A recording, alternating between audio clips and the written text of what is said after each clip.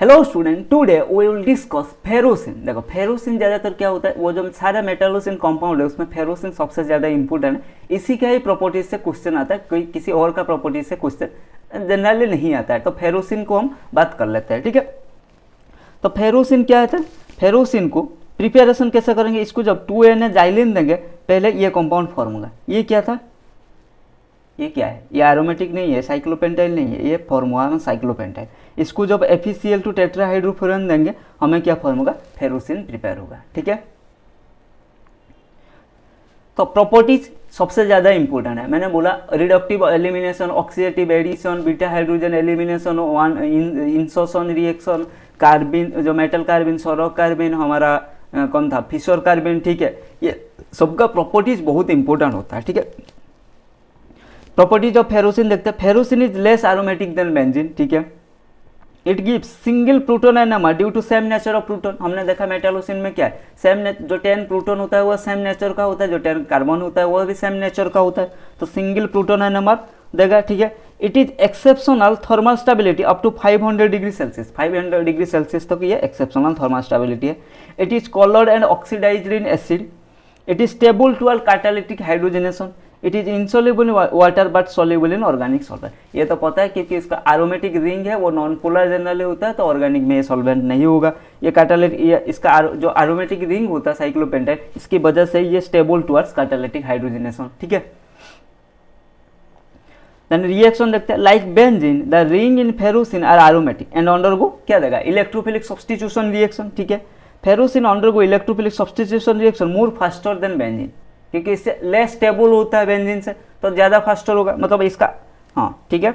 अब देखते हैं Friedel-craft acylation reaction. Friedel-craft acylation क्या था, जब बेंजीन ऐसे किसके साथ CH3 COCl के साथ रिएक्शन कर रहा था तो क्या दे रहा था हमें, कीटोन। ये क्या दे रहा है, एसीटोफिनोन, ठीक है। ये था हमारा फ्रीडेल-क्राफ्ट एसाइलेशन। तो सिमिलरली यहाँ पर फेरोसिन जब CH3 COCl के साथ रिएक्शन करेगा क्या करेगा, यहाँ पर अटैच हो जाएगा COCH3, ठीक है। अगर एक्सेस दे देंगे, अगर एक देंगे कोई एक का पोजीशन लेगा, इन दोनों में कोई एक पोजीशन में अटैच कर सकते हो, ठीक है। अगर एक्सेस दे देंगे तो दोनों पोजीशन में हमारा COCH3 आ जाएगा, ठीक है।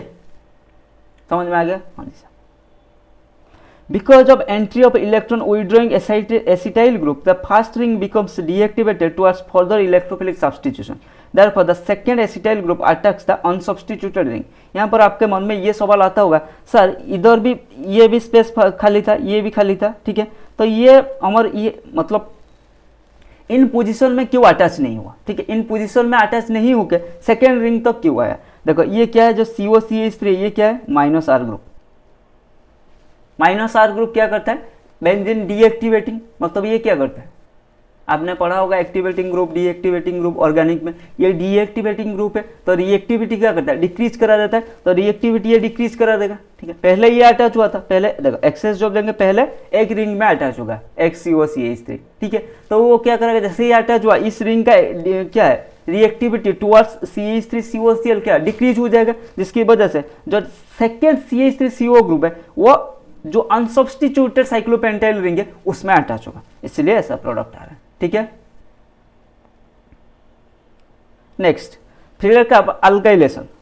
फ्रीडेल-क्राफ्ट अल्काइलेशन क्या था, ये जब RX LCl3 के साथ रिएक्शन करेगा क्या देगा,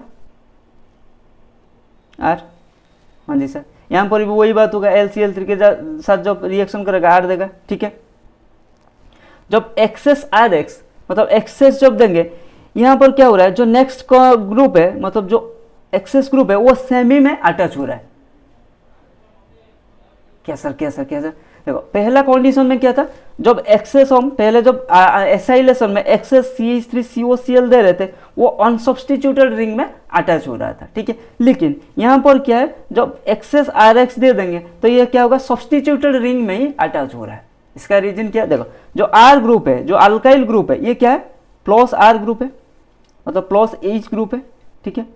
ये सिग्मा डोनर एबिलिटी है, ठीक है। तो ये क्या करेगा, इसका रिएक्टिविटी को बढ़ा देगा, इंक्रीज करा देगा टुवर्ड्स RX। तो नेक्स्ट इनकमिंग R कहाँ अटैच होगा, रिएक्टिविटी, अरे इन दोनों में इसका रिएक्टिविटी बढ़ गया तो क्या होगा, नेक्स्ट इनकमिंग यहाँ अटैच होगा, ठीक है। तो इसीलिए ये मेजर प्रोडक्ट होगा, ये माइनर प्रोडक्ट होगा, ठीक है। समझ में आएगा?